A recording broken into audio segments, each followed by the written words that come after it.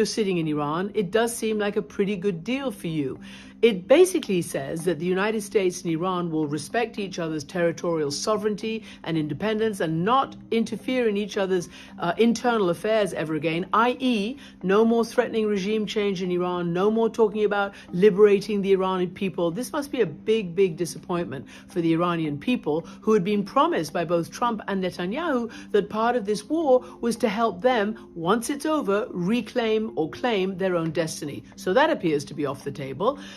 It also suggests that after or sometime during the life of this agreement and the permanent negotiations, that there will be a total lifting of all sanctions, UN sanctions, US sanctions, all sanctions that have been put on Iran over the last decades, that its oil already will receive waivers pending any final deal so that it can be sold. And for the United States, really what the US gets out of this appears, according to this memo, is just status quo ante. In other words, exactly what was on the table on the day before the war started. So opening the Strait of Hormuz, remember that was not closed until the war started, and also apparent sort of negotiations around the nuclear file that apparently were also on the table and underway in the negotiations just before the bombing started.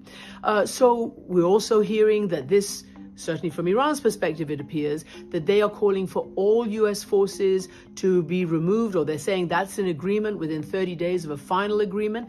Now, we know that Iran wants all US bases shut down, i.e. removed from the Gulf states, from Qatar, from Saudi, from Kuwait, from Bahrain, UAE, all of that. Is that what this clause means, or what does it mean? We don't really know.